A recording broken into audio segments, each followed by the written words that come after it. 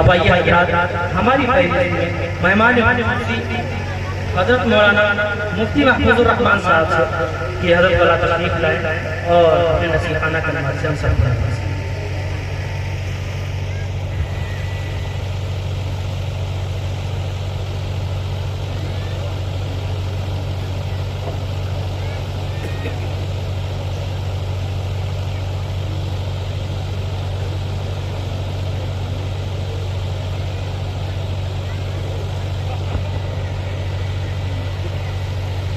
السلام علیکم ورحمۃ اللہ وبرکاتہ۔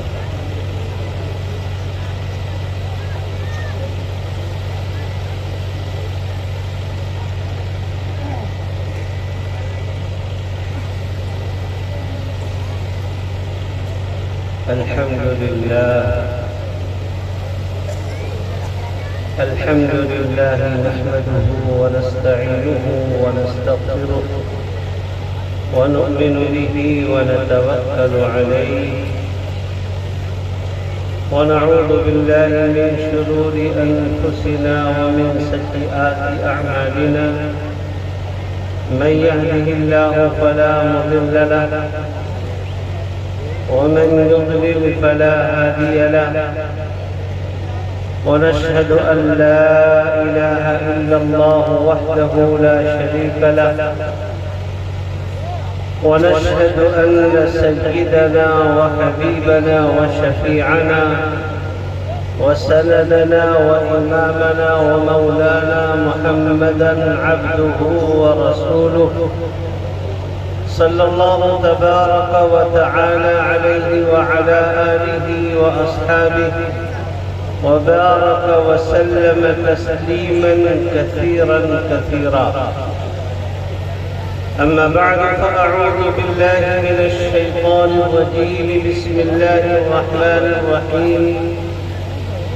واعبدوا الله ولا تشركوا به شيئا وبالوالدين إحسانا وبذي القربى واليتامى والمساكين والجار ذي القربى والجار الجنب والصاحب بالجنب ومن السبيل وما ملكت أيمانكم إن الله لا يحب من كان مختالا فخورا. صدق الله ومولانا العلي العظيم. قابل قدر حضرات علماء کرام،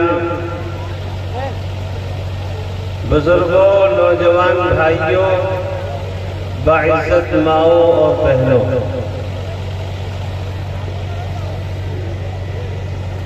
عشاء کی نماز کے بعد سے آپ حضرات نے اب تک بہت ہی قیمتی، مفید، مدلل اور مفصل تقریریں سماعت فرمائی، اور ابھی میرے بعد ملک کے انتہائی نامور شعراء، ان کا کلام بھی ہوگا، آپ حضرات سماعت فرمائیں گے. قرآن مقدس کی ایک آیت کریمہ میں نے آپ کے سامنے پیش کی ہے. اللہ تبارک و تعالی نے اس آیت کریمہ میں اپنے بندوں کو دو باتوں کا حکم دیا ہے،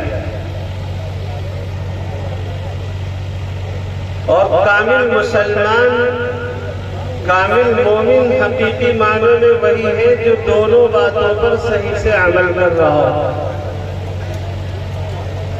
پہلی بات تو یہ ہے کہ اللہ کے حقوق کی ادائیگی، اور دوسری بات کیا ہے؟ اللہ کے بندوں کے حقوق کی ادائیگی. آج ہم اور آپ نے دینداری کو صرف اور صرف مسجد اور مدرسے تک محدود کر رکھا ہے. ہمارے خیال میں تو صرف اتنا ہے کہ جو 5 وقتہ نمازی ہو، روزے دار ہو، حج کر چکا ہو، زکوٰۃ دیتا ہو، اس کے علاوہ وہ کچھ بھی کرتا رہے وہ دیندار۔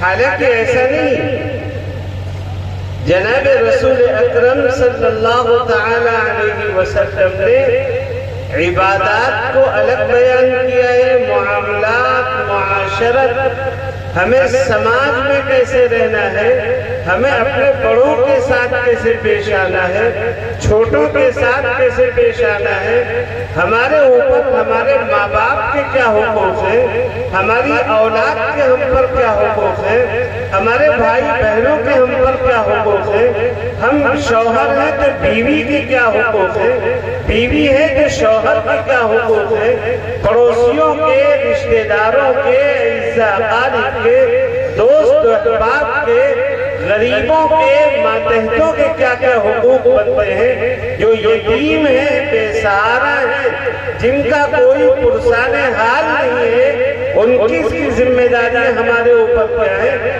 یہ سب کا سب دین کا حصہ ہے۔ حضور اکرم صلی اللہ تعالی علیہ وسلم پر سب سے پہلی وحی جب نازل ہوئی، اور پہلی وحی کون سے نازل ہوئی؟ اقرا، پڑھیے، تعلیم حاصل کریے۔ اللہ کی طرف سے سب سے پہلا پیغام جو ہمارے نبی حضرت محمد مصطفیٰ صلی اللہ علیہ وسلم کو اور آپ کے حوالے سے قیامت تک آنے والے ایک انسان کو دیا گیا ہے، سب سے پہلا حکم دیا گیا کہ آپ پڑھیے، تعلیم حاصل کریے، اپنے اس رب کو پہچانیے جو رب انسانوں کا خالق ہے، جس نے ایک ناپاک قطرے سے خون کا لوتھڑا بنایا اور خون کے لوتھڑے سے پورا انسان بنا کر جس نے تیار کیا۔ ایسی تعلیم حاصل کریے جس تعلیم کے ذریعے بندے کا تعلق اس کے رب سے ہو جائے۔ اور یہ تعلیم کا معاملہ کوئی معمولی معاملہ نہیں تھا، بڑی اہم ذمہ داری۔ اللہ کے نبی حضرت محمد مصطفیٰ صلی اللہ علیہ وسلم جیسے طاقتور جو لوگ گئے مکہ مکرمہ، جنہوں نے غار ہرا اور غار ثور کو دیکھا ہے، انہیں اندازہ ہوگا کہ اللہ کے نبی صلی اللہ تعالی علیہ وسلم کتنے طاقتور تھے۔ آپ پہاڑ کی چوٹی پر غار میں بیٹھ کر اللہ کی عبادت کرتے تھے، اور 1 2 دن ہفتہ 10 دن نہیں، 40 دن تک اسی جگہ پر رہ کر عبادت کرتے رہتے تھے۔ اور اللہ کے نبی علیہ السلام اوپر جاتے تھے، نیچے اترتے تھے، پیدل کا معمول تھا۔ آج ہم اور آپ سوچتے ہیں تو ہمیں بخار آ جاتا ہے۔ ایسے طاقتور پیغمبر جب اللہ نے پڑھنے پڑھانے کی ذمہ داری ڈالی ہے تو کیا ہوا ہے؟ آپ گھر تشریف لائیں، گھر میں اماں خدیجہ رضی اللہ تعالی عنہا، آپ علیہ السلام کی سب سے پہلی بیوی، سارے ایمان والوں کی ماں حضرت خدیجہ رضی اللہ تعالی عنہا۔ اور بیوی سے زیادہ شوہر کو کون پہچانتا ہے؟ بیوی سے زیادہ شوہر کے مزاج کو اور شوہر کے اخلاق کو کوئی نہیں جانتا۔ سب سے زیادہ شوہر کو پہچاننے والی بیوی ہوتی۔ جناب رسول اللہ صلی اللہ علیہ وسلم نے اپنی ذمہ داریوں کو بیان کیا اور اپنی حالت کا بیان کی ہے۔ بخاری کی روایت ہے، آقا نے فرمایا اب تو مجھے اپنی جان کا خطرہ لگ رہا۔ تو اماں خدیجہ رضی اللہ عنہا تسلی دیتی ہیں، کلا، میرے سرتاج آپ ایسا کیوں کہہ رہے ہیں؟ واللہ لا یخزیک اللہ ابدا، خدا کی قسم اللہ آپ کو کبھی رسوا نہیں کرے گا۔ کیوں رسوا نہیں کرے گا؟ آپ کی وہ خوبیاں، آپ کے وہ کمالات جن کا حوالہ دے کر اماں خدیجہ رضی اللہ تعالی عنہا نے نبی اکرم صلی اللہ علیہ وآلہ وسلم کو تسلی دی ہے کہ آپ کے اندر یہ خوبیاں ہیں، ان خوبیوں کی وجہ سے اللہ آپ کو رسوا نہیں کرے گا۔ وہ خوبیاں عبادات کی خوبیاں نہیں تھی، بلکہ وہ خوبیاں کون سی تھی؟ فرمایا انکا لتصل الرحم وتحمل الکل وتکسب المعدوم وتقری الضیف وتعین علی نوائب الحق۔ میرے سردار آپ تو رشتوں کو جوڑتے ہیں، آپ بے کسوں کا سہارا ہیں، جس کا کوئی کمانے والا نہیں، آپ کما کر دیتے ہیں، آپ مہمانوں کی ضیافت کرتے ہیں، کہیں کوئی حادثے کا شکار ہو جائے آپ بڑھ چڑھ کر ان کی مدد کرتے ہیں۔ جس کے اندر ایسی اچھائیاں ہوں اور خوبیاں ہوں، اللہ اس کو کبھی ضائع نہیں کیا کرتا۔ یہ نبی صلی اللہ علیہ وسلم کی بنیادی خوبیاں ہیں۔ ہم اپنے گریبان میں جھانک کر دیکھیں، ہمارے اندر ہے یہ خوبی، ہمارے اندر ہے یہ کمال، ہمارے اندر ہے یہ اچھائی۔ آج اللہ معاف کرے، اللہ معاف کرے، ہم مسلمانوں کا تو یہ حال ہو گیا ہے کہ ہمارا پڑوسی اگر ترقی کر رہا ہے تو ہم ٹانگ کھینچنے میں لگے، اگر وہ پریشان ہے تو اس کے اوپر ہم ہنس رہے ہیں۔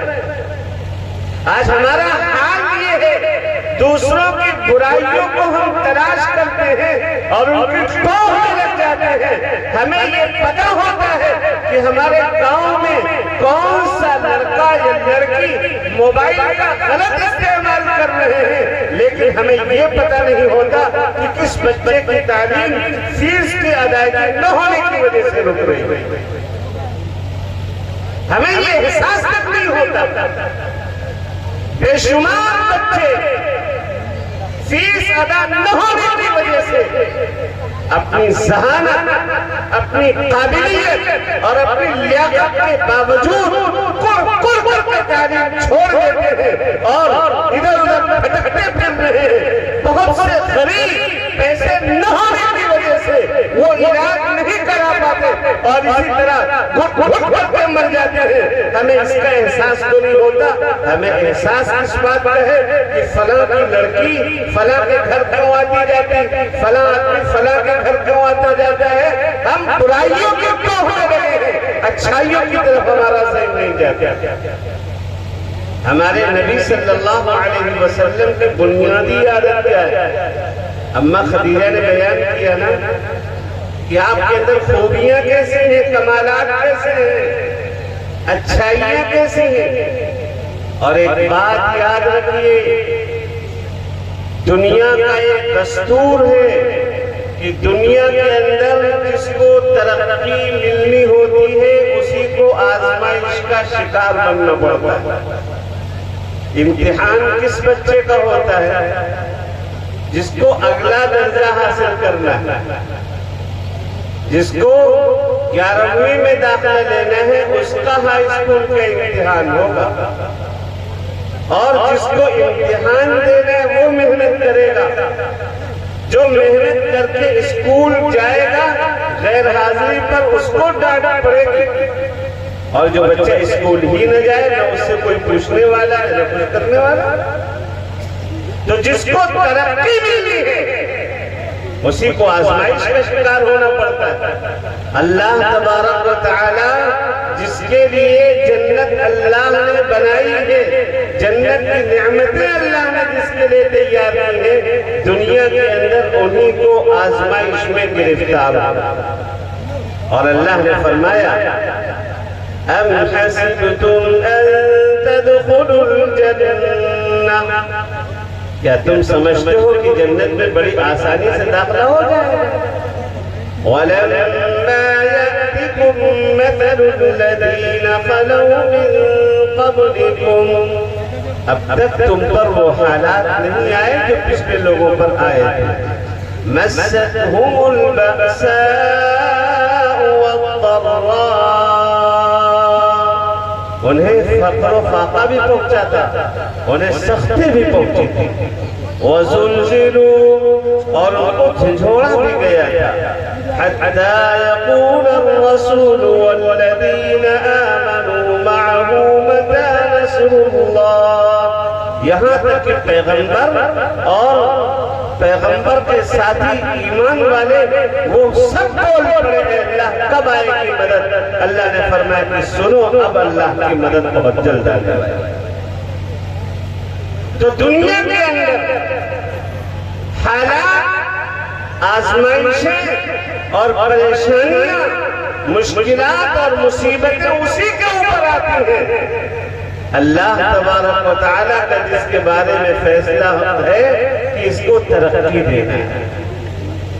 جس عورت کو ماں بنانا ہوتا ہے اللہ اسی کو درد ذہن کی تکلیف برداشت کرنے پر مجبور کرتا ہے، اور جس عورت کو درد ذہن کی تکلیف برداشت نہیں ہے اور جو چاہے کہ ہم کوئی تکلیف نہیں جھیلیں گے، وہ دنیا کے اندر ماں بننے کی بھی قابل نہیں رہتی، اور ماں بننے کی خوشی بھی ماں بننے کی خوشی منانے کا حق تو اسے حاصل نہیں ہوتا.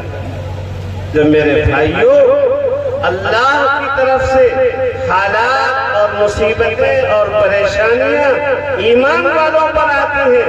ایمان والوں کی ذمہ داری ہے کہ ایمان والے اپنے نبی کا دامن تھامیں، نبی کی تعلیمات دیکھیں، پیغمبر علیہ السلام کی ہدایات کا مطالعہ کریں. آپ علیہ السلام نے جو تعلیمات دی ہیں کہ پریشانیوں کے عالم میں، مسائل کے عالم میں، مشکلات کے عالم میں تمہیں کن اوصاف کو اختیار کرنا ہے، ان اوصاف کو اپنے اندر داخل کرنے کی کوشش کی جائے. تو میں عرض کر رہا تھا کہ اس آیت کریمہ میں جو تلاوت کی ہے خطبے میں، اللہ تبارک و تعالیٰ نے دو باتیں بیان کی. ایک بات ہے کہ اللہ کا حق ہمیں ادا کرنا ہے، اور دوسری بات کیا بیان کی ہے کہ اللہ کے بندوں کا حق ہمیں ادا کرنا ہے. اللہ کے بندوں میں اپنی اولاد ہے اور اپنے ماں باپ. ماں باپ کا حق بھی ادا کرنا ہے اور اولاد کا بھی حق ادا کرنا ہے. جیسے اولاد کی ذمہ داری ہے کہ ماں باپ کا حق ادا کرنا ہے، ایسے ماں باپ کی ذمہ داری ہے کہ اولاد کا حق ادا کرنا. آج کل ماں باپ کو اس بات کی فکر تو لاحق ہے کہ ہمارے بچے ہمارے حقوق کی خلاف ورزی کرتے ہیں، لیکن ذرا ماں باپ بھی اپنے گریبان میں جھانک کر دیکھیں کہ ہم نے اولاد کو ان کا حق دیا ہے کہ نہیں دیا. اولاد کے بھی کچھ حقوق ہیں ماں باپ کے اوپر. اللہ کے نبی صلی اللہ تعالی علیہ وسلم نے اولاد کے حقوق بتلائے ہیں ماں باپ کے اوپر. کیا سیدنا عمر فاروق رضی اللہ تعالی عنہ کے پاس ایک صاحب اپنے بیٹے کو لے کر گئے، اور حضرت عمر فاروق رضی اللہ تعالی عنہ سے انہوں نے عرض کیا، امیر المومنین آپ میرے بیٹے کو نصیحت فرما دیجئے کہ میرا بیٹا میرا حق ادا نہیں کرتا. حضرت عمر رضی اللہ تعالی عنہ نے اس کو بلایا، بیٹا تم اپنے باپ کا حق ادا نہیں کرتے؟ تو اس بیٹے نے سوال کیا، امیر المومنین آپ پہلے یہ بتائیے کہ ماں باپ کا حق اولاد کے ذمہ ہے صرف، یا اولاد کے بھی کچھ حقوق ماں باپ کے ذمہ ہے؟ حضرت عمر رضی اللہ تعالیٰ عنہ سمجھ گئے، فرمایا کہ ہاں بیٹا اولاد کے حقوق بھی ماں باپ کے ذمہ ہے. کیا حق ہے؟ حضرت عمر نے فرمایا کہ پہلی ذمہ داری ہے کہ جب بچے کی ولادت ہو تو اسلامی نام رکھیں. حضرت عمر رضی اللہ تعالی عنہ سے اس لڑکے نے کہا، امیر المومنین میرے ابا نے میرا نام غلط رکھا ہے، میرا نام رکھا ہے جعل. جعل کہتے ہیں نالی کے کیڑے کو. جب اتنا خراب نام میرے باپ نے رکھا ہے تو میں کیسے ان کا حق ادا کر سکتا ہوں؟ اور جب سے میں نے ہوش سنبھالا ہے مجھے تعلیم کے نام پر، تربیت کے نام پر ذرا بھی وقت میرے باپ نے نہیں دیا، میری تعلیم کی طرف کوئی توجہ نہیں کی، میری تربیت کی فکر ماں باپ نے نہیں کی ہے، میں کیسے حق ادا کر سکتا ہوں؟ حضرت عمر نے دونوں کو بھگا دیا کہ دیکھیے، یاد رکھیے، ماں باپ کے ذمہ اولاد کا بھی حق ہے، اولاد کے ذمہ ماں باپ کا حق۔ دونوں ایک دوسرے کے حقوق کی پرواہ کریں، پھر سماج میں سدھار آئے، معاشرے کی اصلاح ہو۔ ماں باپ کے حقوق، ماں باپ کے ذمہ اولاد کے کیا حقوق ہیں؟ ایک تو اسلامی نام رکھتے، آج ہمارے یہاں اسلامی نام بھی عنقہ ہو گئے، ہم نام فیشنیبل نام تلاش کرتے ہیں، ایسے نام جو بالکل نئے ہو، نہ تو عربی ڈکشنری میں ملے نہ اردو ڈکشنری میں ملے، خدا جانے ہم کہاں سے نام ڈھونڈ کر کے لاتے ہیں۔ اور پھر تعلیم اور تربیت کا جب مسئلہ آیا تو ہمارے بچے کہاں تعلیم حاصل کرتے ہیں؟ ہمارے بچوں کی تربیت کیسے ہو رہی؟ ہمارے بچے تعلیم کے لیے ایسی درسگاہوں کا رخ کر رہے ہیں، ماں باپ جان بوجھ کر یا انجانے میں ایسی درسگاہوں میں داخل کر رہے ہیں جہاں 5 گھنٹے 6 گھنٹے بچہ کفر بولتا ہے، بچہ کفر سیکھتا ہے، بچہ شرک سیکھتا ہے۔ جب 5 گھنٹے 6 گھنٹے بچہ کفر بولے گا، شرک بولے گا، اللہ کی وحدانیت کے خلاف بولے گا، نبی کی تعلیمات کے خلاف گفتگو کرے گا، تو گھر آ کر خاک اللہ کو پہچانے گا اور اس کے نبی کو پہچانے گا اور ماں باپ کے حقوق ادا کرے گا۔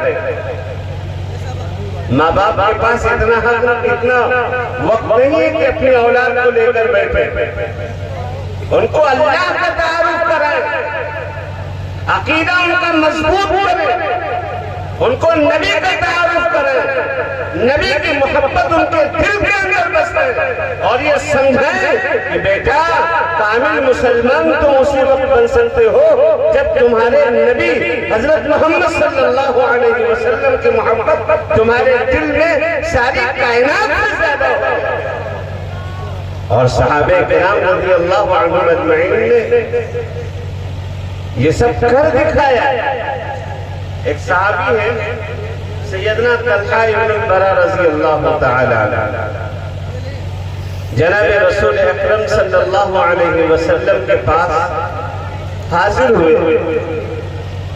اور انہوں نے آپ علیہ السلام کے سامنے اپنی محبت کا اظہار فرمایا، تو آپ علیہ السلام نے ان سے کہا کہ اچھا، اگر تمہیں واقعی دنیا میں سب سے زیادہ مجھ سے محبت ہے تو کیا تم اپنے باپ کا سر قلم کر کے لا سکتے ہو؟ غور فرمائیے گا، کیا پوچھا؟ اگر تمہیں دنیا میں واقعی مجھ سے محبت ہے کیا تم میری محبت میں اپنے باپ کا سر قلم کر کے لا سکتے ہو؟ حضرت طلحہ ابن برہ رضی اللہ تعالی عنہ نے فوراً چھری کانٹا اٹھایا، چل پڑے۔ جب دور نکل گئے آپ علیہ السلام نے بلایا، طلحہ واپس آ جاؤ۔ طلحہ واپس آئے، کہاں جا رہے تھے طلحہ؟ باپ کا سر قلم کرنے۔ کیوں؟ کوئی دشمنی ہے؟ کوئی لڑائی ہے؟ کوئی عداوت ہے باپ سے تم سے؟ کچھ نہیں یا رسول اللہ، آپ کو خوش کرنے کے لیے آپ کے حکم کی تعمیل ہے۔ اللہ کے نبی صلی اللہ علیہ وسلم نے فرمایا طلحہ بیٹھ جاؤ، بس امتحان لینا تھا، آزمانا تھا، میں آزما چکا، واقعی تم مجھ سے بہت زیادہ محبت کرتے ہو۔ تھوڑے دنوں کے بعد طلحہ بیمار پڑے، اللہ کے نبی صلی اللہ علیہ وسلم عیادت کے لیے تشریف لائے۔ آپ علیہ السلام جب گئے طلحہ کی خیریت معلوم کی، آپ نے دعا دی لا بأس طہور انشاءاللہ تعالی، پریشان نہ ہو اللہ انشاءاللہ جلدی صحت دے گا۔ اور پھر وہاں سے ہٹے، آپ نے گھر والوں کو بلایا اور گھر والوں سے چپکے چپکے بات کی کہ ایسا لگتا ہے کہ طلحہ کی آج کی رات پار نہیں ہو پائے گی، آج آخری رات چل رہی ہے، ہو سکتا ہے اسی رات میں طلحہ انتقال کر جائیں۔ اور آپ نے فرمایا سنو کان کھول کر، فرمایا جب طلحہ کا انتقال ہو جائے تو مجھے اطلاع کر دینا تاکہ میں خود حاضر ہو کر طلحہ کے کفن دفن میں شریک ہو سکوں اور نماز جنازہ پڑھ کر ان کے لیے دعائیں مغفرت کر سکوں۔ اب طلحہ کی سنیے کیا ہوا۔ اللہ کے نبی علیہ السلام تو چلے گئے، طلحہ رات میں بیمار پڑے، آخری سانسیں چلنے لگی، گھر والوں کے سامنے کوئی وصیت کرنا شروع کیا۔ کیسی محبت تھی طلحہ کو اللہ کے نبی سے، گھر والوں سے وصیت کرتے ہوئے کہہ رہے ہیں کہ دیکھو جب میرا انتقال ہو جائے تو انتقال کے بعد جلدی سے مجھے کفن دفن اور نماز جنازہ پڑھ کر تدفین کر دینا، اللہ کے نبی کو اطلاع نہ دے دے۔ گھر والے پریشان، اللہ کے نبی کو اطلاع نہ دیں گے۔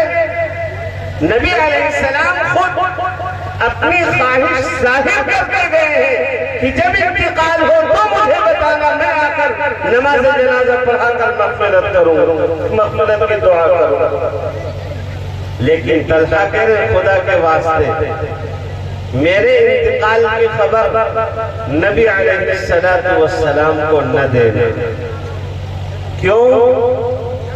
طلحہ نے کہا کہ رات کا وقت ہے، بارش کا موسم ہے، راستے میں کیچڑ ہے، میرے انتقال کی خبر اگر میرے نبی کو تم دو گے تو ہمارے نبی حضرت محمد صلی اللہ علیہ وسلم میری نماز جنازہ پڑھنے کے لیے، مجھے دفن کرنے کے لیے مسجد سے تشریف لائیں گے، کہیں آپ کے پیر مبارک میں کیچڑ نہ لگ جائے اور کہیں آپ کو دشمنوں سے کوئی تکلیف نہ پہنچ جائے۔ میں یہ نہیں چاہتا کہ میری نماز جنازہ میں شرکت کرتے ہوئے اللہ کے نبی کو ذرہ برابر تکلیف پہنچے یا کیچڑ لگے، اس لیے خدا کے واسطے مجھے نماز جنازہ پڑھ کر دفن کر دینا، اللہ کے نبی کو تم نہ بنانا تاکہ اللہ کے نبی کو میری وجہ سے تکلیف کا سامنا نہ کرنا پڑے۔ ہو گیا کام، تدفین ہو گئی۔ صبح فجر کے بعد حضور اکرم صلی اللہ تعالی علیہ وسلم نے مسجد میں نماز پڑھنے کے بعد صحابہ کرام سے پوچھا بھئی طلحہ کیسے ہیں؟ تب کسی نے کہا یا رسول اللہ طلحہ کا تو انتقال ہو گیا، انتقال ہو گیا اور تدفین بھی ہو گئی۔ ہم اور آپ ہوتے تو کیا کرتے؟ غصہ ہو جاتے فوراً۔ ہم تو ذرا سی بات پر بدگمانی کے مریض ہیں نا، بدگمان ہو جاتے کہ ہماری کوئی اہمیت نہیں سمجھی، یہ نہیں سمجھا، ہم کو بلایا۔ اللہ کے نبی صلی اللہ علیہ وسلم نے فرمایا عجیب بات ہے، میں نے کہا تھا کہ جب انتقال ہو جائے تو مجھے باخبر کر دینا، میں خود حاضر ہوں گا، چلو طلحہ کے گھر چلتے ہیں، چلو طلحہ کے گھر چلتے ہیں۔ جب بھی بدگمانی ہو یہ سبق ملتا ہے، جب بھی کسی کے بارے میں کوئی بات ذہن میں آئے فوراً اس سے مل کر بات چیت صاف کر لینا چاہیے کہ میں نے ایسی بات کہی تھی، آپ نے پلٹ کر یہ جواب کیوں دیا؟ تو آدھے جھگڑے تو یوں ہی ختم ہو جائیں گے۔ دو رشتہ داروں میں جب جھگڑے ہوتے ہیں، اگر دونوں رشتہ دار آپس میں بیٹھ کر بات کر لیں تو آدھے جھگڑے تو یوں ہی ختم ہو جاتے ہیں۔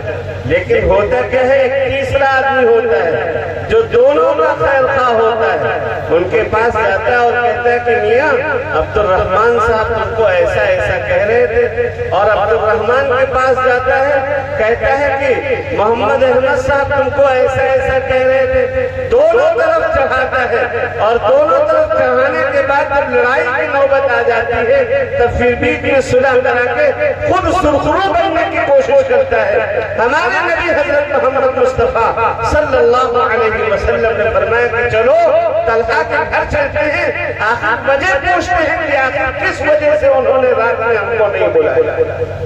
طلحہ کے گھر آئے، اللہ کے نبی صلی اللہ تعالی علیہ وسلم نے گھر والوں سے پوچھا کہ ہم نے تم سے کہا تھا کہ اگر انتقال ہو طلحہ کا تو مجھے بتلا دینا، میں خود حاضر ہوں گا، کفن پہناؤں گا، نماز جنازہ پڑھوں گا، دعائے مغفرت کروں گا اور اپنے ہاتھ سے تدفین کروں گا، تم نے ہمیں کیوں نہیں بتلایا؟ تب گھر والوں نے عرض کیا یا رسول اللہ صلی اللہ علیہ وسلم، طلحہ نے ایسی وصیت کی تھی، اس وصیت کی وجہ سے میں نے آپ کو نہیں بتلایا، کہیں آپ کو طلحہ کے جنازے میں شرکت کی وجہ سے تکلیف کا سامنا نہ کرنا پڑے۔ اللہ کے نبی کی آنکھیں اشکبار ہو گئی، آپ نے فرمایا مجھے طلحہ کی قبر بتلاؤ۔ طلحہ کی قبر پر تشریف لے گئے اور آپ علیہ السلام نے دعا کی ہے، اے اللہ یہ طلحہ آپ کے پاس آیا ہے، میں اس سے خوش ہوں، اے اللہ آپ بھی طلحہ سے خوش ہو جائیے، اپنی رضامندی کا پروانہ اس کو عطا فرما دیجیے۔ دیکھیے کتنی بڑی سعادت کی بات ہے، جناب رسول اکرم صلی اللہ علیہ وسلم سے محبت کی بنا پر اللہ تبارک و تعالی نے یہ مقام اس کو عطا فرمایا۔ تو میرے بھائیوں، آج ماں باپ کی ذمہ داری بنتی ہے کہ اولاد کے دل میں اللہ کے رسول کی محبت داخل کرے۔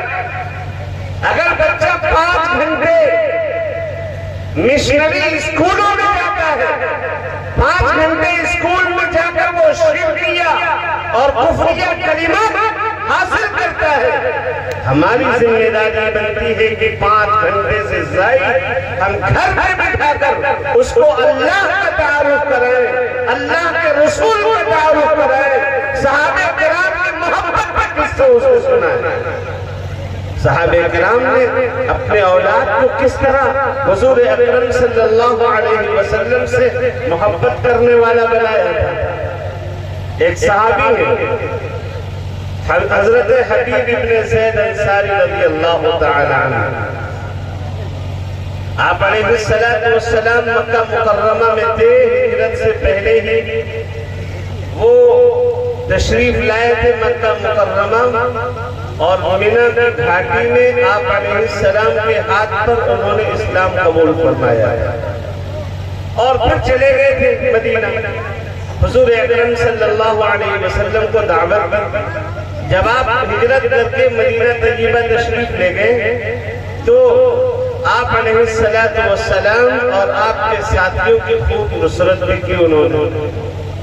سن 9 ہجری میں ایک بڑا منحوس اور بہت ہی ملعون شخص نے نبوت کا دعویٰ کیا جس کا نام تھا مسیلمہ، اور اس نے کیا کہا؟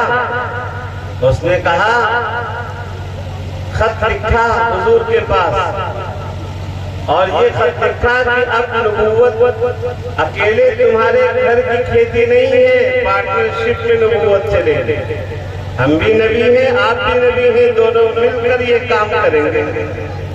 حضور اکرم صلی اللہ علیہ وسلم کو بڑا غصہ آیا اس کے اوپر، آپ علیہ السلام نے فوراً خط لکھا ہے، خط لکھوایا، اس میں لکھوایا یہ خط اللہ کے رسول محمد کی طرف سے ہے، مسیلمہ کے نام ہے، جو مسیلمہ سب سے بڑا جھوٹا آدمی۔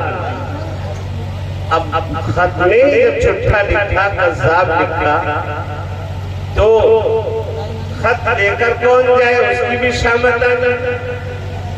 آپ علیہ السلام نے پوچھا صحابہ کرام سے یہ خط کون لے کر جائے گا؟ حضرت حبیب ابن زید انصاری کھڑے ہوئے، ماں نے کیسے تربیت کی، ماں نے کس طرح نبی کا عاشق بنایا،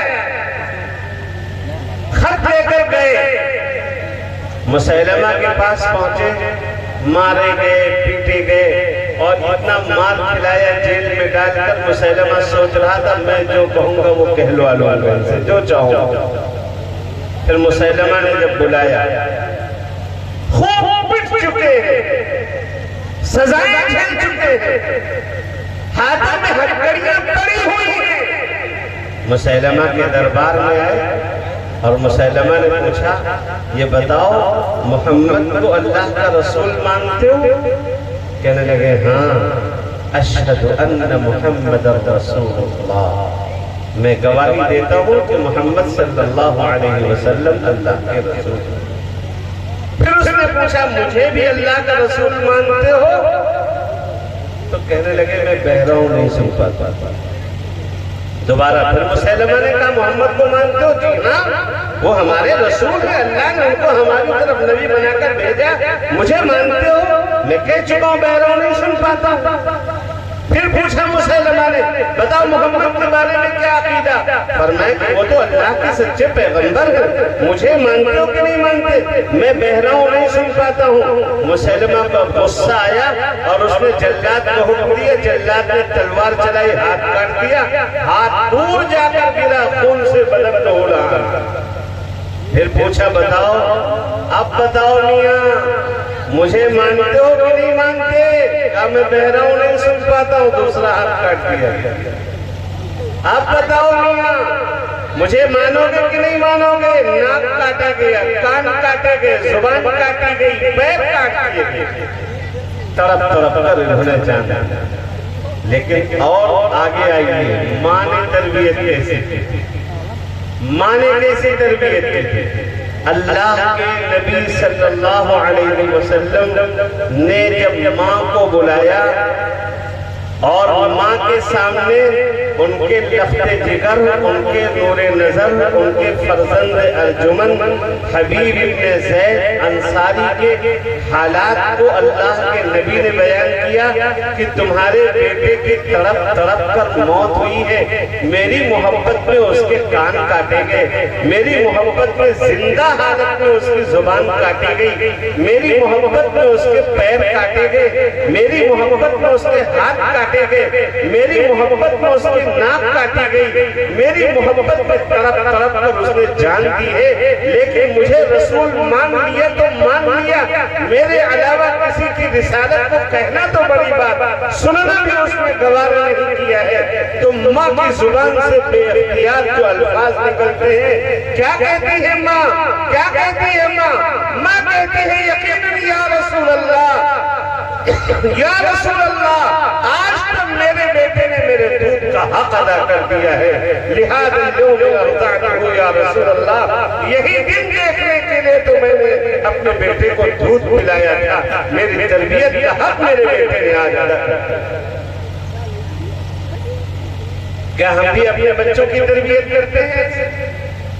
یہ ماں باپ کا فریضہ ہے کہ بچے کے سامنے اللہ کے رسول کی عظمت بیان کی جائے، اللہ کی وحدانیت کو بیان کیا جائے، اللہ کے رسول کی محبت پہ قصے سنائے جائے، آخرت کی بات اس کے سامنے بتلائی جائے، تاکہ بچے کے دل میں اللہ کی عظمت، رسول کی محبت اور آخرت کا جب یقین پیدا ہو جائے، وہ دنیا میں کسی پر ظلم نہیں کرے گا، کسی پر ناحق ہاتھ نہیں اٹھائے گا، کسی کو ناحق ستائے گا نہیں، وہ ماں باپ کو بھی نہیں ستائے گا، وہ بھائی بہنوں کو بھی نہیں ستائے گا، اسے اگر اونچا عہدہ بھی مل گیا، اسے کوئی اونچا عہدہ مل گیا، وہ بہت اونچا مقام پر فائز ہو گیا، تو اپنے ماں باپوں کے ساتھ وہ انصاف کرے۔ لیکن یہ ذمہ داری کس کی بنتی ہے؟ ماں باپ کی بنتی ہے۔ اچھا بچہ بڑا ہو جائے، بڑے ہونے کے بعد بھی ماں باپ کی ذمہ داری ہے نا، بچہ بڑا ہو جائے تو اب ماں باپ کی ذمہ داری ہے کہ مناسب جگہ پر اس کے رشتے کا انتظام کرنا۔ آج ہمارے سماج میں کیا ہے؟ بچہ 25 سالہ ہو رہا، 30 سال کے ہو گئے، بعض وقت 35 سال کے ہو گئے۔ ماں باپ سے اگر تذکرہ کرو کہ بھائی تمہارا بچہ اتنی بڑی عمر کا ہو گیا ہے، مناسب رشتے کا انتظام کرو تو کہیں بھاگا جا رہا، یہ جواب ملتا کہیں بھاگا جا رہا، ہمارا اپنا کار ہے۔ اسی سوچ نے اور اسی فکر نے آج پورے معاشرے کو تباہ کرا، اس لیے کہ شروع سے بچوں کے کندھوں پر کوئی ذمہ داری ڈالی نہیں جاتی۔ بچہ جب جوان ہوتا ہے، بچہ جس وقت کمانے کی عمر کا ہوتا ہے، ماں باپ کی طرف سے کوئی ذمہ داری اس کے کندھوں پر نہیں آتی، ماں باپ پھرنے سے اس کی جیب بھرتے ہیں اور وہ بچہ جا کر نشے کا عادی ہوتا ہے، زناکاری اور بدکاری کے اڈوں پر پہنچتا ہے اور اپنی جوانی بھی برباد کرتا ہے، اپنی زندگی برباد کرتا ہے، اور ایک وقت آتا ہے بچہ ہو یا بچی اپنے ماں باپ کی عزت کو تار تار کرتا ہے۔ یہ کیوں ہو رہا ہے ہمارے سماج میں؟ اس لیے کہ ماں باپ اپنی اولاد کا حق ادا نہیں کرتے۔ اچھا اولاد کا حق ادا کرے، اب اولاد کی ذمہ داری بھی ماں باپ کا حق ادا۔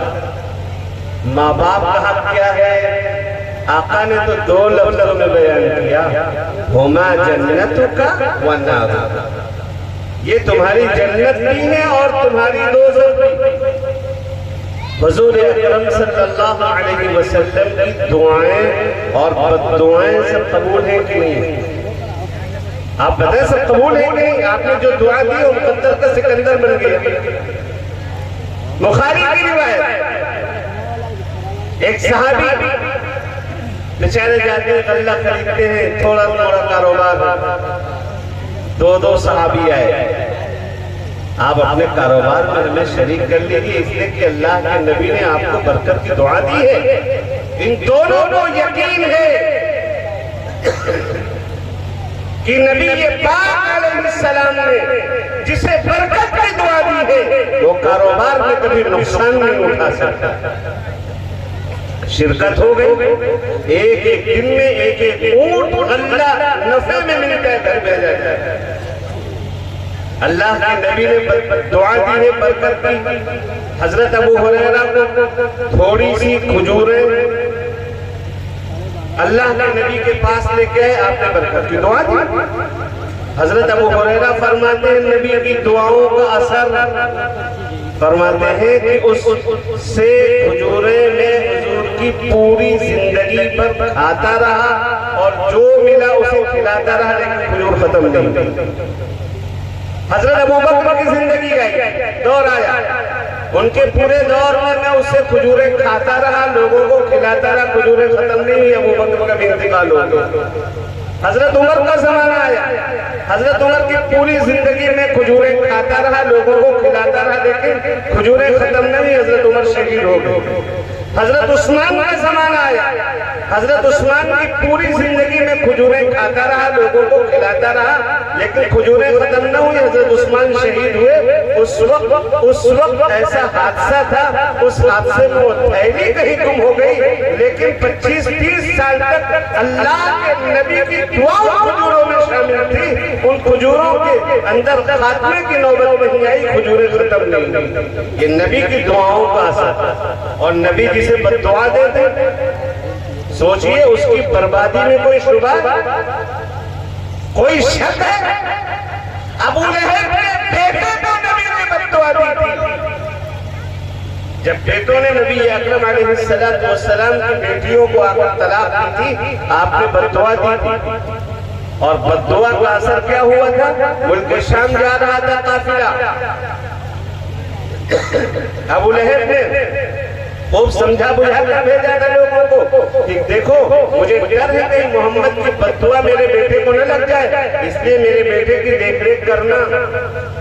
جب رات میں قیام ہوا تو لوگوں نے اپنا سامان رکھا، سامان کے بیچوں بیچ ابو لہب کے بیٹے کو سلایا، اور پھر چاروں طرف سو گئے کہ کوئی بھی جنگلی جانور آئے گا پہلے ہمیں کھائے گا، ہم مر جائیں گے تب ابو لہب کے بیٹے پر آنچ آئے گی۔ لیکن جب صبح ہوئی تو کیا دیکھتے ہیں کہ ابو لہب کا بیٹا مرا ہوا پڑا ہے اور کسی کے اوپر کوئی نشان نہیں ہے۔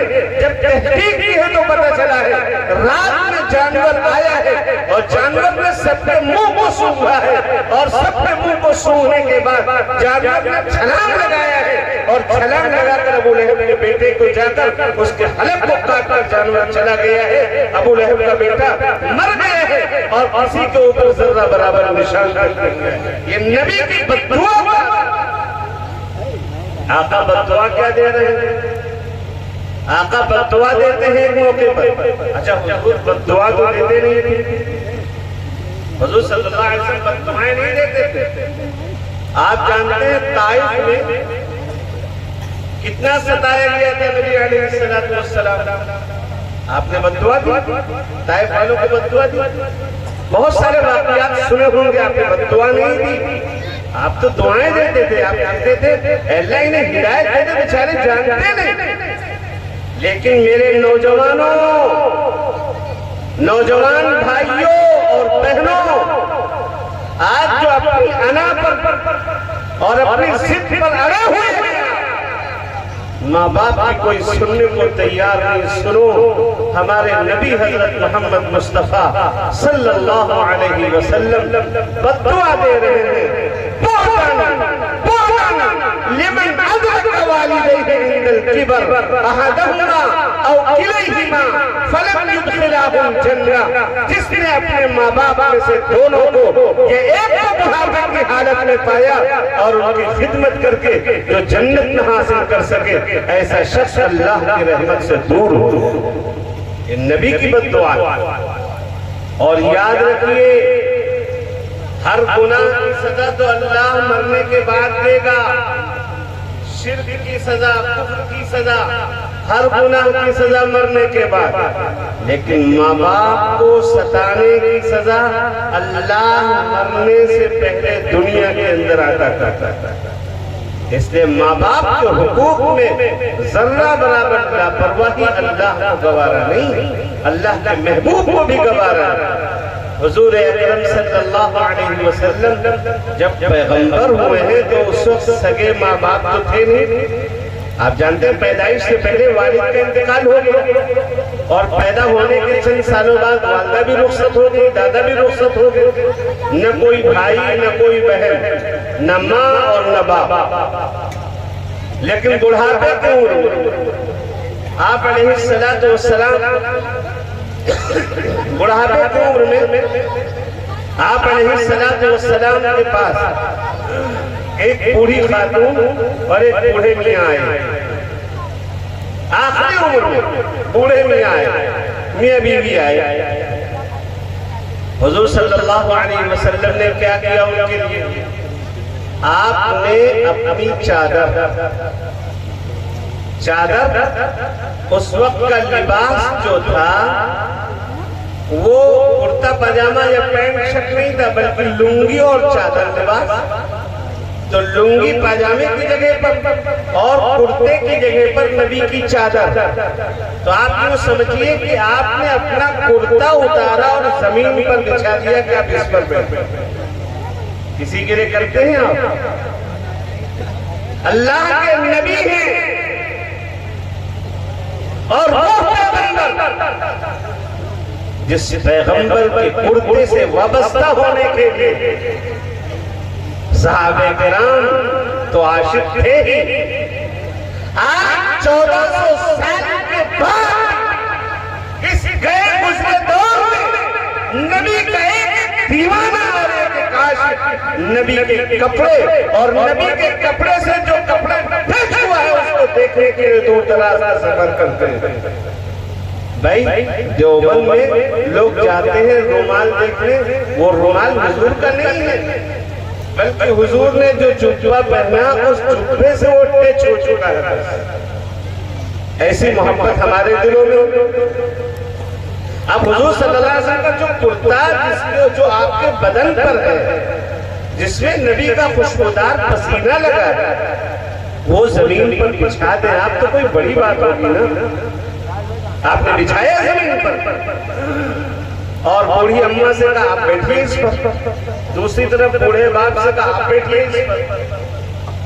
صحابہ کرام میں چیویں گوئیاں ہونے لگی کہ آخر یہ کون لوگ ہیں؟ بوڑھے لوگ ہیں اور اللہ کے نبی نے اپنے بدن سے کرتا اتار دیا ہے بیٹھنے کے لیے. تب بتلایا گیا کہ نبی علیہ السلام کے اماں ابا تو نہیں ہے، لیکن یہ حضور کی وہ ماں حضرت حلیمہ ہے جنہوں نے نبی کو دودھ پلایا ہے، اور یہ حضرت حلیمہ کے شوہر ہے۔ نبی دودھ پلانے والی ماں کا اتنا احترام کرتے ہیں، اپنا کرتا اور اپنی چادر اٹھا کر زمین پر بچھا رہے ہیں۔ میرے بھائیوں، اگر سگی ماں ہوتی تو نبی کیا کرتے؟ ہم اور آپ بھی ایسا کرتے ہیں کہ کبھی اپنی ماں کا بستر اپنے ہاتھ سے لگاتے ہیں۔ بیوی کو تو ڈانٹ ڈپٹ کرتے ہیں کہ جاؤ بستر لگاؤ، لیکن یہ سعادت کی بات ہے۔ میں کہہ رہا ہوں آپ سمجھیں، دل پہ اس بات کو لیجئے۔ کبھی ہم خود سوچتے ہیں کہ اپنے ہاتھ سے جائیں ماں کا بستر لگا دیں، باپ کا بستر لگا دیں، چادر جھاڑ دیں، تو اللہ نے کیا فرمایا؟ حقوق العباد میں سب سے پہلا ہے وَبِالْوَالِدَيْنِ إِحْسَانًا، ماں باپ کے ساتھ اچھا سلوک کرنا ہے، وَبِذِي الْقُرْبَى، اور رشتہ داروں کے ساتھ بھی، وَالْجَارِ ذِي الْقُرْبَى، اور رشتہ دار پڑوسیوں کے ساتھ بھی اچھا سلوک کرنا ہے، وَالْجَارِ الْجُنُبِ، اور اجنبی پڑوسیوں کے ساتھ بھی اچھا سلوک کرنا ہے، وَالصَّاحِبِ بِالْجَنبِ وَابْنِ السَّبِيلِ، اور سفر کے جو پڑوسی ہوتے ہیں ان کے ساتھ بھی اچھا سلوک کرنا ہے۔ بعض علماء فرماتے ہیں کہ سفر کے پڑوسی یا صاحب بالجنب سے مراد بیوی ہے، بیوی کے ساتھ بھی اچھا سلوک کرنا ہے، اور مسافروں کے ساتھ اچھا سلوک کرنا ہے۔ مسافر کوئی بھی ہو، ہر مسافر کے ساتھ ہمیں اچھا سلوک کرنا ہے۔ آج ہم دیکھتے ہیں ہمارے یہاں گاؤں میں چادر بیچنے والے، کپڑا بیچنے والے، پھیری کرنے والے جو آتے ہیں، ہم ان کے ساتھ بھی اچھا برتاؤ کریں۔ جب ہر مسافر کے ساتھ اچھا سلوک کرنے کی بات کی گئی تو وہ مسافر جنہوں نے اپنا سب کچھ چھوڑ رکھا ہے اللہ کے دین کو حاصل کرنے کے لیے، ان کے لیے ہم سب کچھ اپنا مال قربان کریں، یہ کتنی سعادت کی بات ہے۔ اللہ تعالیٰ نے قرآن مقدس میں فرمایا کہ تمہارے مال کا مستحق کون ہے؟ فرمایا لِلْفُقَرَاءِ الَّذِينَ اُحْصِرُوا فِي سَبِيلِ اللَّهِ، ان فقراء کے لیے مال خرچ کرو جن کو راہ خدا میں روک دیا گیا ہے، جو بیچارے پڑھنے اور پڑھانے میں بزی ہیں، پڑھنے پڑھانے میں مصروف ہیں۔ لا يستطيعون ضربا في الارض، وہ سفر نہیں کر سکتے، کاروبار نہیں کر سکتے، اس لیے کہ کاروبار کریں گے تو پڑھنے پڑھانے میں حرج ہوگا، کاروبار کریں گے تو دینی تعلیم کا نقصان ہوگا، کاروبار کریں گے قرآن کے حافظ ہونا بند ہو جائیں گے۔ آپ یاد رکھیے ان اداروں کا تعاون کرنا، ان اداروں کی مدد کرنا یہ وقت کا اہم فریضہ ہے۔ اور میں ایک بات اور عرض کر دوں، آج اسلام دشمن طاقتوں کی نگاہوں میں یہ چھوٹے چھوٹے مکاتب یا بڑے بڑے مدارس یہ کانٹے کی طرح کھٹک رہے ہیں، ان کی نگاہوں میں یہ ادارے گڑ رہے ہیں، انہیں تکلیف ہوتی ہے، یہ ادارے چپتے ہیں، ان کی نگاہوں میں تکلیف ہوتی ہے، اور ان کی کوشش یہ ہے کہ ان اداروں میں تالا لگ جائے، بند ہو جائے، اللہ کا نام نہ لیا جائے۔ لیکن میں اس وقت آسمان کے نیچے بیٹھا ہوا آپ حضرات کی موجودگی میں، علماء کرام کی موجودگی میں بڑی ذمہ داری اور بڑے اعتماد کے ساتھ کہہ رہا ہوں، جب تک یہ ادارے قائم ہیں، اللہ کا نام جب تک دنیا میں باقی ہے، اللہ کا نام پڑھنے اور پڑھانے والے، سیکھنے اور سکھانے والے، جاننے اور بتانے والے دنیا کے اندر موجود ہیں، دنیا کا نظام باقی ہے، اور جس دن تمہاری سازشوں میں آ کر یہ ادارے بند ہو گئے، اللہ کا نام لینے والے ختم ہو گئے، تو اس وقت قیامت برپا ہو جائے گی، نہ تمہاری حکومتیں رہیں گی، نہ وزارتیں رہیں گی، نہ آسمان رہے گا نہ زمین، نہ چاند نہ سورج نہ ستارے نہ پیڑ پودے، قیامت قائم کر دی جائے گی۔ دنیا قائم ہے ان اداروں کی برکت سے، دنیا قائم ہے قرآن اور اللہ کے نام کی برکت سے۔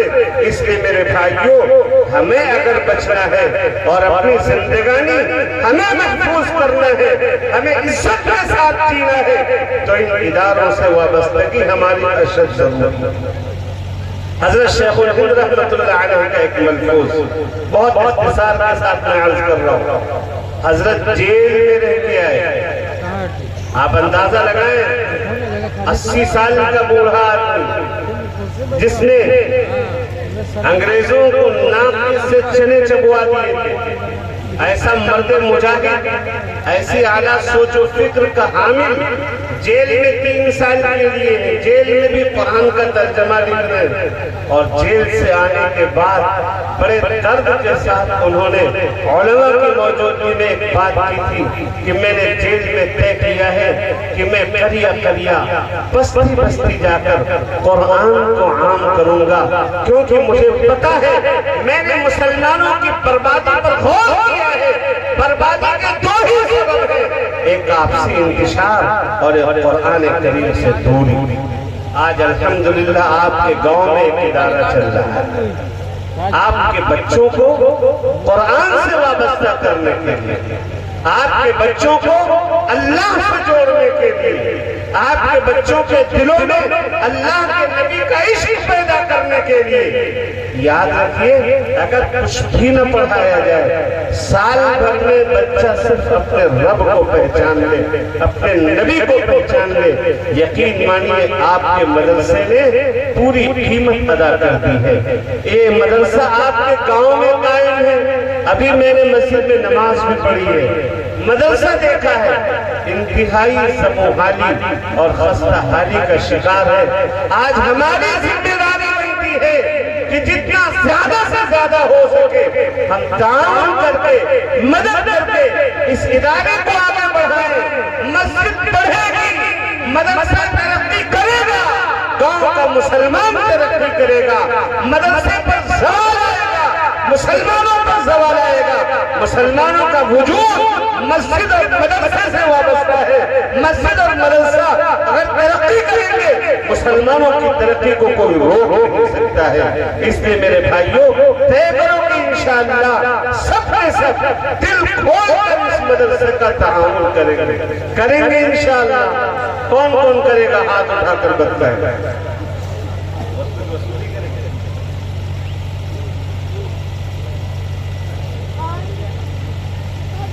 بھائی جن حضرات کو جو بھی دینا ہے اس مدرسے کے سلسلے میں آ کر اپنے حساب سے دیں گے، اپنے اعتبار، کسی کے اوپر کچھ نہیں لگایا جا رہا ہے۔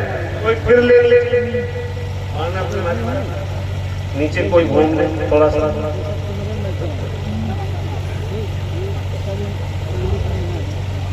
نیچے گھوم لے۔ ماشاءاللہ، جزاکم اللہ خیرا۔ حضور اکرم صلی اللہ تعالی علیہ وسلم بھی چندہ فرماتے تھے۔ عبداللہ ابن ابی اوفا رضی اللہ تعالی عنہ یہ فرماتے ہیں کہ حضور اکرم صلی اللہ علیہ وسلم کے پاس میرے باپ بھی صدقے کا مال لے کر گئے تو آپ نے دعا فرمائی تھی، اللہم صلی علی آل ابی اوفا، اے اللہ ابو اوفا کے گھر والوں پر رحمت نازل فرمائیے۔ تو حضور اکرم صلی اللہ علیہ وسلم کی سنت ہے چندہ کرنا۔ چندہ جو آدمی دیتا ہے دین کے نام پر، اللہ کے نام پر، قرآن کے نام پر، رسول اللہ کے نام پر، نبی اکرم صلی اللہ علیہ وسلم کی دعاؤں میں وہ حصے دار بن جاتا ہے۔ اس لیے بڑھ چڑھ کر اس میں تعاون کریں، جتنا زیادہ سے زیادہ ہو سکے آپ تعاون کریں۔ یہ ابھی دیں، جن کے پاس نہیں ہے وہ 1000 2000 3000 5000 10000 اپنی حیثیت کے مطابق اس ادارے میں لگائیں۔ یاد رکھیے آپ کے گاڑی کمائی کا ایک اینٹا بھی مدرسے میں لگ گیا تو جب تک مدرسے میں وہ اینٹا باقی رہے گا، کوئی بچہ اللہ کا نام لیتا رہے گا، آپ رہے نہ رہے، آپ قبر کے اندر رہے، آپ حشر میں پہنچ جائیں، آپ کے نام اعمال میں نیکیوں کا سلسلہ جاری رہے گا۔ اس لیے زیادہ سے زیادہ تعاون فرمائیں۔ ماشاءاللہ ہم دیکھ رہے ہیں لوگ لا کر دے رہے ہیں، اللہ تبارک و تعالیٰ ان کے جان میں مال میں برکت عطا فرمائے۔ ہماری مائیں بہنیں بھی کسی سے کم نہیں ہیں، کوئی ماں بہنوں میں سے کوئی ماں بہنوں ہی میں سے اندر گھوم دے اور لا کر یہاں جمع کرا دے، کوئی چھوٹی بچی ہو یا چھوٹا بچہ ہو ادھر سے بھیج دے تاکہ ہماری ماں بہنیں بھی جو اس میں حصہ لینا چاہیں وہ اس میں لے سکتے ہیں حصہ۔ دارالعلوم دیوبند میں وہاں دارالعلوم دیوبند کے سپوت اسٹیج پر بہت سارے تشریف فرما ہیں، جانتے ہیں آپ حضرات نے بھی سنا ہوگا، وہاں مسجد میں جو گولک رکھا ہوا ہے، جب گولک کھلتا ہے تو بہت سی ماں بہنوں کے زیورات اس میں نکلتے ہیں۔ مائیں بہنیں چندے میں اپنے کان کی بالیاں دے دیتے ہیں۔ حضور اکرم صلی اللہ علیہ وسلم نے عید کی نماز پڑھی، سیدنا بلال رضی اللہ تعالیٰ عنہ کو لے کر پھر عورتوں کے مجمع میں گئے اور آپ نے صدقے کی بات کی تو حضرت بلال فرماتے ہیں کہ اس وقت صحابہ کرام کی مائیں بہنیں، ان کی ازواج، ان کی زوجات، وہ کان کی بالیاں اور ہاتھوں کی انگوٹھیاں یہ نبی اکرم علیہ السلام کو چندے میں دے رہے تھے۔ اگر ہم تھوڑا موڑا پیسہ بھی دے دیں یہ ہمارے لیے سعادت مندی کی بات ہوگی۔ اللہ تبارک و تعالی ہم سب کو مزید توفیق عطا فرمائے اور زیادہ سے زیادہ اللہ میں جس کے پاس نہ ہو وہ لکھوا دے۔ ماشاءاللہ ذمہ داروں کی طرف سے یہ بات بھی آ گئی ہے کہ جن کے پاس نہ ہو وہ لکھوا دیں۔ آپ حضرات نام بتا دیں جو 2000 3000 5000 دینا چاہیں وہ لکھوا دیں، اور یہ نہ سوچئے کہ ہم چھپا کر صدقہ دیں گے اسی میں زیادہ ثواب ہے، کبھی کبھار ظاہر کر کے صدقہ دینے میں زیادہ ثواب ہوتا ہے۔ لکھا دیں بھائی ماشاءاللہ۔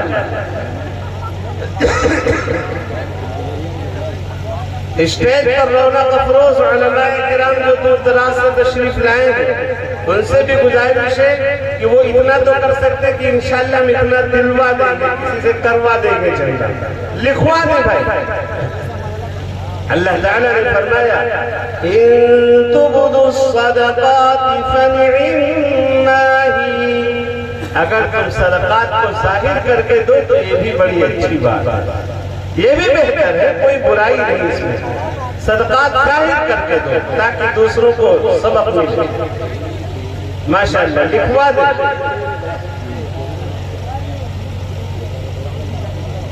آپ حضرات نے ماشاءاللہ بہت کیا۔ اب ایک درخواست چھوٹی سی ہے اتنے بڑے مجمع میں سے 10 افراد ایسے نام لکھوا دیں جو 4000 دیں گے انشاءاللہ، زیادہ نہیں، صرف 10 افراد۔ اس مجمع میں 10 افراد ہم چاہتے ہیں 4000 دینے والے، دے یا دلا دے، کوئی ہے اللہ کا بندہ 4000 روپے دینے والا؟ آپ کے اس مدرسے میں بچے پڑھیں گے، سالہ سال دعائیں ملیں گے۔ آپ اپنے ماں باپ کی ایصال ثواب کے لیے کتنا کرتے ہیں؟ ماں باپ کی طرف سے لکھوا دیں، گھر والوں کی طرف سے لکھوا دیں، ہے بھائی کوئی 4000 روپے سے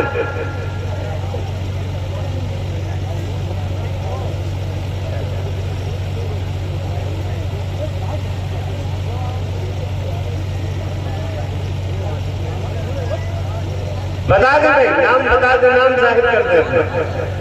کوئی اللہ کا بندہ کھڑا ہو جائے جو پہل کرے گا اسے سب کا ثواب ملے گا انشاءاللہ۔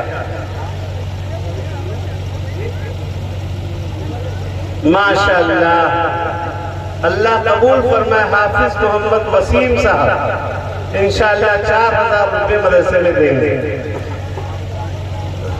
اور آپ حضرات لکھوا دیں۔ آپ 10 دن میں 15 دن میں جب انتظام ہو جائے دے دیجیے، حافظ محمد وسیم صاحب، اللہ جزائے خیر عطا فرمائے. اور بتائیں بھائی، اتنا بڑا مجمع، ہماری مائیں بہنیں بھی ادھر بیٹھی ہوئی ہیں. اور بتائیں بھائی، حافظ محمد وسیم صاحب 4000 روپے. اور ہے کوئی؟ میں ساتھی اپنے پڑوسیوں سے تشکیل کریں، پڑوسیوں کی تشکیل کر لیں، 2 لوگ مل کر دے دیں 4000 روپے. یہ ہمارے بھائی دوست احباب سب 50-50 ہزار کا موبائل رکھتے ہوئے 4000 روپے سے بندہ کھانے لگا جا رہا ہے. بتائیں بھائی، ماشاءاللہ بولنا چاہ رہے ہیں.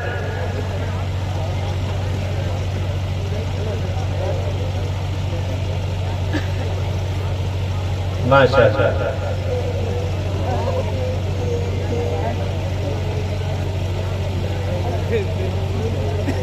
ٹھیک ہے بھائی، سب لوگ دعا کریں، کوشش کریں کہ انشاءاللہ جتنا ہو سکے زیادہ سے زیادہ کریں گے. قرآن کریم کی آیت جو میں نے پڑھی تھی اس کا ترجمہ کر کے اپنی بات مکمل کروں. اللہ تبارک و تعالی نے کیا فرمایا؟ وَاعْبُدُوا اللَّهَ وَلَا تُشْرِكُوا بِهِ شَيْئًا، اور اللہ کی عبادت کرو، اس کے ساتھ کچھ بھی شریک نہ ٹھہراؤ. وَبِالْوَالِدَيْنِ إِحْسَانًا، ماں باپ کے ساتھ اچھا برتاؤ کرو. وَبِذِي الْقُرْبَىٰ، اور رشتہ داروں کے ساتھ بھی اچھا برتاؤ کرو. وَالْيَتَامَىٰ وَالْمَسَاكِينِ، یتیموں کے ساتھ اچھا سلوک کرو، مسکینوں اور غریبوں کے ساتھ اچھا برتاؤ کرو. وَالْجَارِ ذِي الْقُرْبَىٰ، رشتہ دار پڑوسیوں کے ساتھ اچھا سلوک کرو. وَالْجَارِ الْجُنُبِ وَالصَّاحِبِ بِالْجَنبِ وَابْنِ السَّبِيلِ وَمَا مَلَكَتْ أَيْمَانُكُمْ، اور اجنبی پڑوسیوں کے ساتھ اچھا سلوک کرو.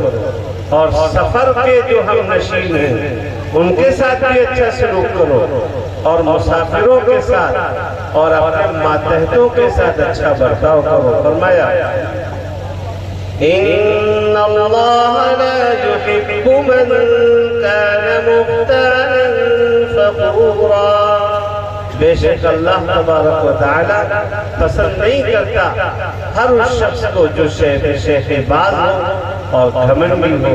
اللہ تبارک و تعالی ہم سب کو عمل کی توفیق عطا فرمائے. آمین.